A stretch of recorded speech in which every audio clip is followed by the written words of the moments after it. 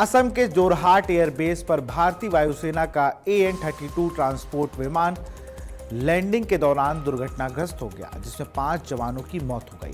प्रारंभिक जानकारी के अनुसार विमान एयरफोर्स स्टेशन परिसर में ही क्रैश हुआ और हादसे के बाद उसमें आग लग गई। घटना के बाद वायुसेना ने कोर्ट ऑफ इंक्वायरी के आदेश दिए हैं। यह विमान ऊंचाई वाले एयरफील्ड, गर्म इलाकों और दुर्गम क्षेत्रों में सप्लाई और ट्रांसपोर्ट के लिए लंबे समय से उपयोग में रहा है।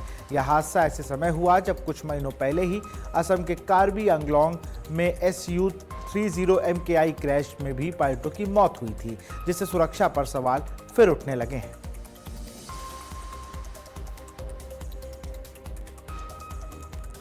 We know that there is a transport aircraft which has there is some issue and there is an accident, but we are waiting for more reports from DC. It was a transport aircraft which developed.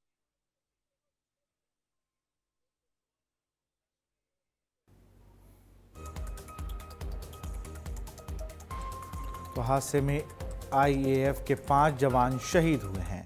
Jorhat से आपको खबर बता रहे हैं, landing के दौरान यह बड़ा हादसा हुआ है।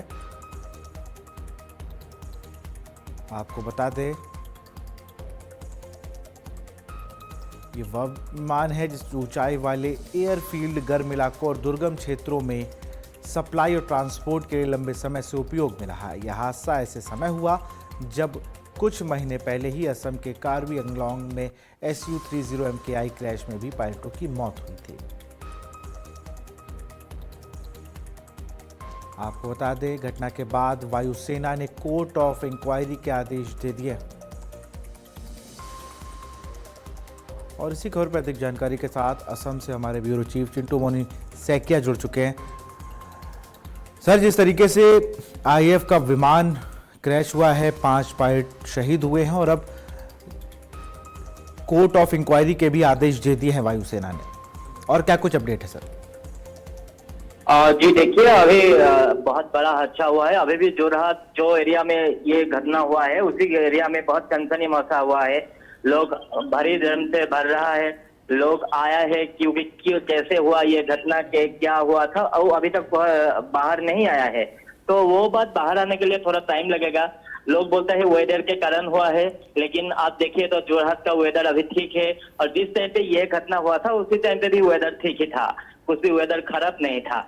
तो अभी अब जल्दबाजी होगा कुछ बोलने से, क्योंकि ये इंक्वायरी का बात है। तो इंक्वायरी अभी दे दिया है एयरफोर्स ने, तो इंक्वायरी के बाद पता चलेगा एक्चुअल रीजन क्या था, किस कारण से ये बहुत बड़ा हादसा हुआ। तो इसका कारण बाद में पता चलेगा। लेकिन ये इतना बड़ा हादसा हो गया कि जहां 5 लोगों का डेथ हुआ है, और वहां पे आप देखिए प्रशांत सिंह, शुभम कुमार, जितेंद्र शर्मा, 2 अग्निवीर का भी डेथ हुआ है।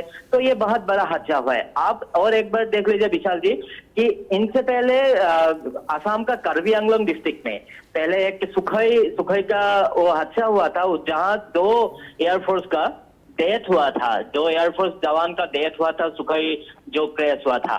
तो ये बहुत बड़ी हादसा ऐसा होते ही रहता है। तो इसका एक्चुअल रीजन क्या है ये सबको पता होना चाहिए, क्या क्यों ऐसा हुआ है। तो ये सब बाहर अभी तक आया नहीं है। तो ये कैसे हुआ, इस घटना क्यों हुआ, ये सब बाद में पता चलेगा। लेकिन जिस टाइम पे आप देखिए जोरहाट हर एक जगह अभी धुआं आपको दिखाई पड़ेगा, क्योंकि जब ये प्लेन लैंडिंग करने के टाइम पे ही ये क्रैश हुआ था, तो लैंडिंग के पहले ही वहां पे आग लग गया, और आग लगने से क्रैश हुआ। उसके बाद आप देखिए पूरा प्लेन जो एयरक्राफ्ट था, वो एयरक्राफ्ट पूरा 2 भाग हो गया है।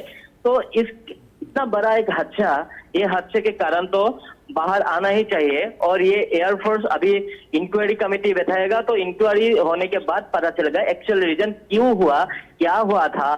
एक्चुअली जोरहाट का आकाश में कुछ हो रहा था क्या, वेदर कुछ खराब था क्या, ये सब बात भी बिल्कुल ये जांच का विषय है, और अब जांच में क्या कुछ निकलता है ये देखना होगा। बहुत बहुत शुक्रिया आपका चिंटू मोनी सैकिया जी।